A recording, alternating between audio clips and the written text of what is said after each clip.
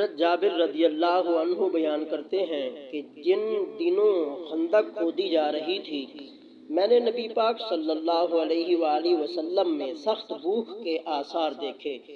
میں نے اپنی بیوی سے کہا کیا تمہارے پاس کوئی چیز ہے، کیونکہ میں نے رسول اللہ صلی اللہ علیہ وآلہ وسلم پر سخت بھوک کے آثار دیکھے ہیں۔ اس نے میرے لیے ایک چرمی تھیلا نکالا جس میں 1 سا یعنی 4 کلو گرام جو تھے، اور ہمارے پاس ایک بکری کا بچہ تھا۔ میں نے اس کو ذبح کیا اور میری اہلیہ نے جو پیسے۔ وہ میرے فارغ ہونے تک اپنے کام سے فارغ ہو گئی اور میں نے گوشت کی بوٹیاں دیگچی میں ڈالی۔ پھر میں رسول اللہ صلی اللہ علیہ وآلہ وسلم کی خدمت میں جانے لگا۔ میری بیوی نے کہا مجھے رسول اللہ صلی اللہ علیہ وآلہ وسلم اور آپ کے اصحاب کے سامنے شرمندہ نہ کرنا۔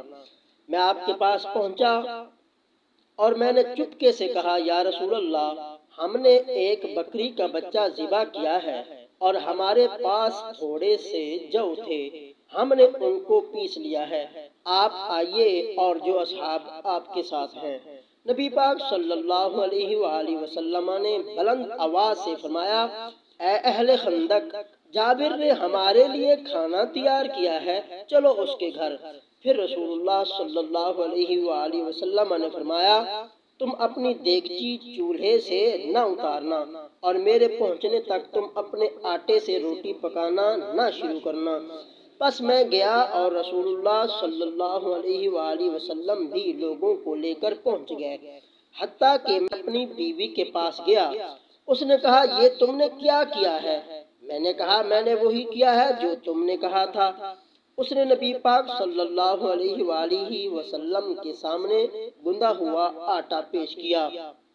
آپ نے اس آٹے میں اپنا لعاب دہن ڈالا اور برکت کی دعا کی۔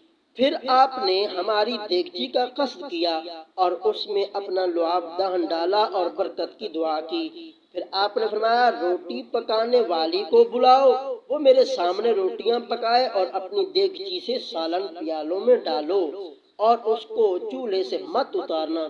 اصحاب خندق کی تعداد 1000 تھی۔ میں اللہ کی قسم کھا کر کہتا ہوں کہ ان سب نے کھانا کھایا اور بقیہ کھانا چھوڑ کر چلے گئے، اور ہماری دیگچی اسی طرح جوش میں تھی اور ہمارے گندے ہوئے آٹے سے اسی طرح روٹیاں پک رہی تھیں۔ سبحان اللہ۔ آپ نے یہ حدیث شریف سماعت فرمائی۔ حضرات مکرم، اب آپ اس بات پر غور کریں، جو میرے آقا کریم علیہ الصلوۃ والسلام کو اپنے جیسا بشر مانتے ہیں، اپنے جیسا بشر نہیں کہنا بلکہ سید البشر کہنا ہے۔ بشروں کے سردار ہیں ہمارے آقا صلی اللہ علیہ وآلہ وسلم۔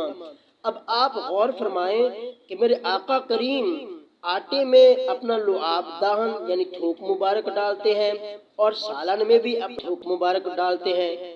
اب جو لوگ معاذ اللہ کہتے ہیں کہ حضور تو ہمارے جیسے ہیں، وہ اپنے ذرا سالنوں میں اور آٹوں میں تھوک ڈال کر دیکھیں، گھر میں پھر دیکھتے ہیں کہ ان کی حالت کیا ہوتی ہے، یا مجمع میں یا شادیوں میں اس طرح کر کے دیکھیں، پھر دیکھنا کہ ان کے ساتھ کیا ہوتا ہے۔ لہٰذا ہم رب ذوالجلال کی بارگاہ میں عرض کرتے ہیں، دعا گو ہیں کہ یا اللہ ہمیں حضور علیہ الصلوۃ والسلام کے مرتبے کو صحیح طرح سمجھنے کی توفیق عطا فرما۔ اگر یہ ہماری ویڈیو آپ کو پسند آئی ہے تو برائے مہربانی یہ ہمارے یوٹیوب چینل کو سبسکرائب کریں اور لائک اور شیئر کرنا نہ بھولیے، کیونکہ یہ صدقہ جاریہ ہے۔ اللہ رب ذوالجلال آپ کو جزائے خیر عطا فرمائے۔